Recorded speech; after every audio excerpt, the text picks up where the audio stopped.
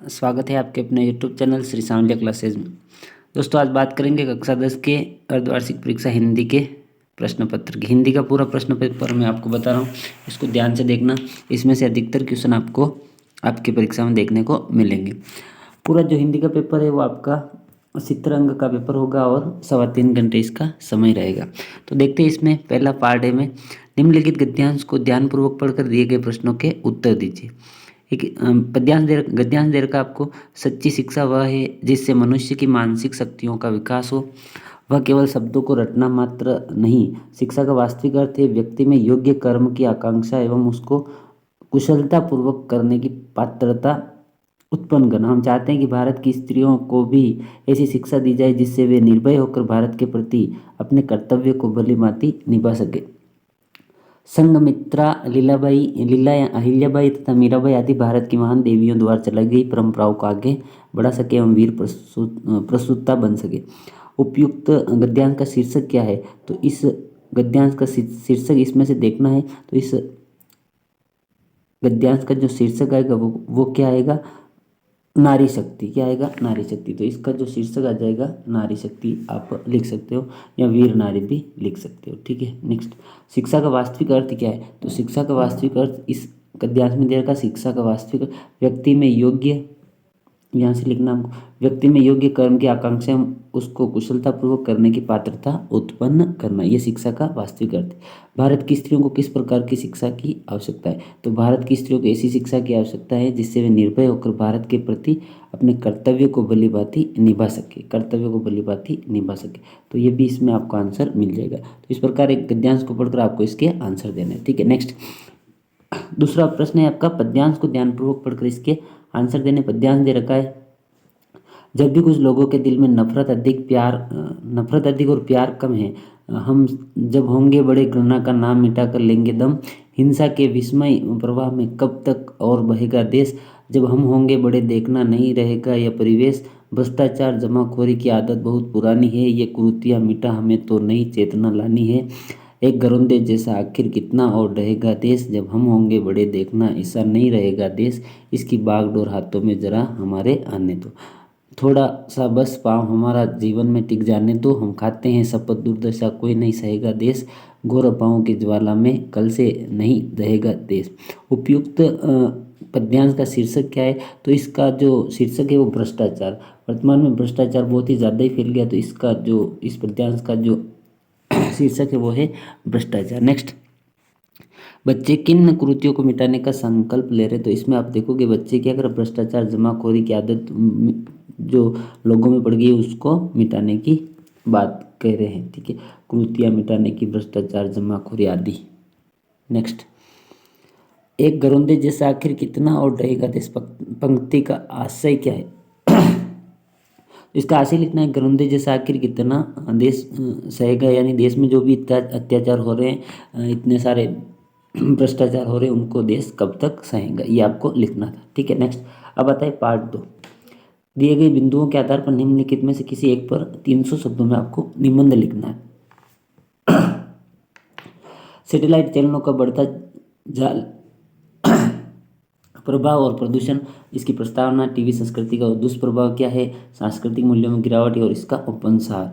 ये आपको 4 आपको काम में लेने, या आप ये लिख सकते हो, देश के उत्थान में युवा वर्ग का क्या योगदान है, या कन्या भ्रूण हत्या के बारे में लिख सकते हो, या शिक्षा सुधार में विद्यार्थियों की भूमिका। तो इसके बारे में आपको 300 शब्दों में यानी लगभग 30 लाइनों में आपको अच्छा सा सुंदर राइटिंग में आपको निबंध लिखना है। ठीक है, नेक्स्ट, अगला क्वेश्चन, स्वयं को राजकीय उच्च माध्यमिक विद्यालय विजयपुर की छात्रा चेतना मानते हुए प्रधानाचार्य को दूसरे और चौथे शनिवार को आनंददायी शनिवार की गतिविधियों को प्रभावशाली तथा रोचक बनाने के लिए आपको प्रार्थना पत्र लिखना है। तो ये प्रार्थना पत्र आपको लिखना है। सेवा में श्रीमान प्रधानाध्यापक राजकीय उच्च माध्यमिक विद्यालय विजयपुर, और महोदय सविनम्र निवेदन है कि विद्यालय में दूसरे और चौथे शनिवार को आनंदमयी शनिवार की गतिविधियों को और प्रभावशाली बनाने के लिए इसको और आगे बढ़ाया जाए।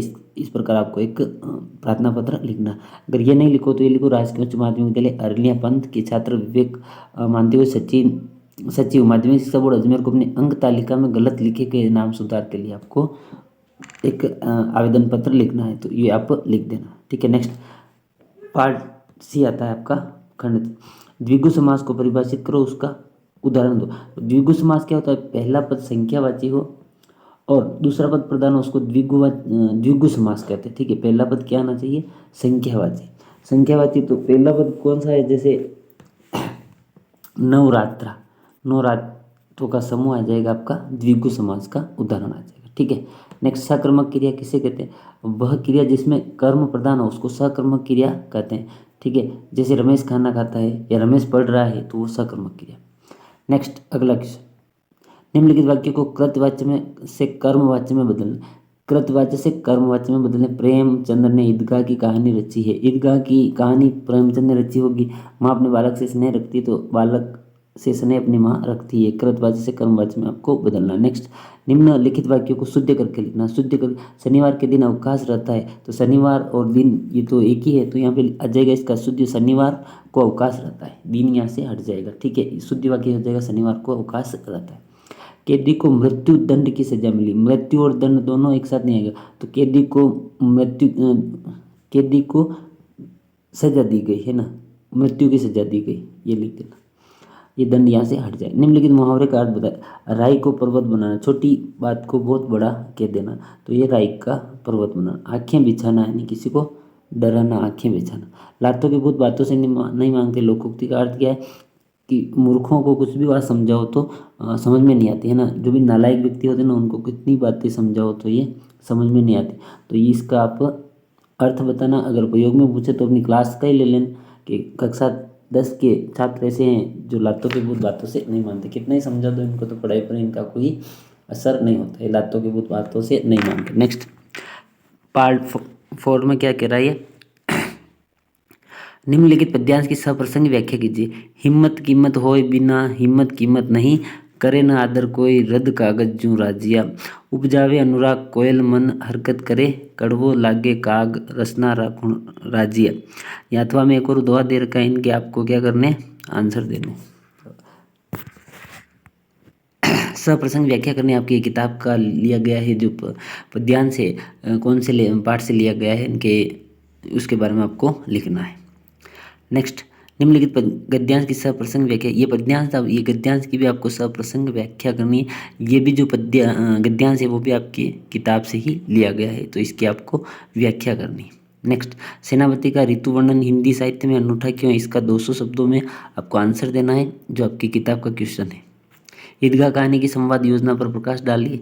नेक्स्ट, 40 से 50 शब्दों में आंसर देने। यहाँ कुम्मड़ हवियो हो नौ पंक्ति में लक्ष्मण की कौन सी विशेषता को पता है। कवि देव ने कृष्ण को ब्रज दुल्हा क्यों कहा। राजमहल में काली घटनाएं क्यों छा गई थी। एक अद्भुत अपूर्व स्वप्न में लेखक ने किस बात का वर्णन किया। लोक संत दादू ने अपने शिष्यों को क्या शिक्षा दी। तो ये सारे अपने किताब के क्वेश्चन है, जो आपको हिंदी के क्वेश्चन आपको आसानी से आप कर लोगे। ठीक है, नेक्स्ट 21 से 24 में एक पंक्ति में आंसर देना। उषा की लाली कविता के अनुसार कवि को क्यों डर लग रहा है। कवि ऋतुराज ने स्त्री जीवन का बंधन किसे बताया है। बौद्ध धर्म के त्रिपिटक ग्रंथ की भाषा क्या है। ईर्ष्या सबसे पहले किसको जलाती है। निम्नलिखित रचनाकारों का संक्षिप्त। जयशंकर प्रसाद और महावीर प्रसाद द्विवेदी के बारे में आपको जीवन परिचय लिखना है। सड़क सुरक्षा हमारे लिए क्या, ये सड़क सुरक्षा वाला तो आप आसानी से कर लोगे। सड़क पर सुरक्षित रहेंगे तो हमारा जीवन भी सुरक्षित रहेगा। तो दोस्तों इस प्रकार ये 26 क्वेश्चन थे हिंदी के, जो मैंने आपको ज़्यादा से ज़्यादा प्रश्न आपको मैंने बताए थे, ग्रामर संबंधी जो भी थे मैंने आपको बताए। ये निबंध आप अच्छा से तैयार कर लेना और आपका एग्ज़ाम बहुत अच्छा होगा। बेस्ट ऑफ लक आपको एग्ज़ाम के लिए। मिलते हैं दोस्तों आगे नेक्स्ट नई वीडियो के साथ। अपने दोस्तों के साथ इस वीडियो को शेयर करना और अधिक से अधिक चैनल को सब्सक्राइब करना। Thank you.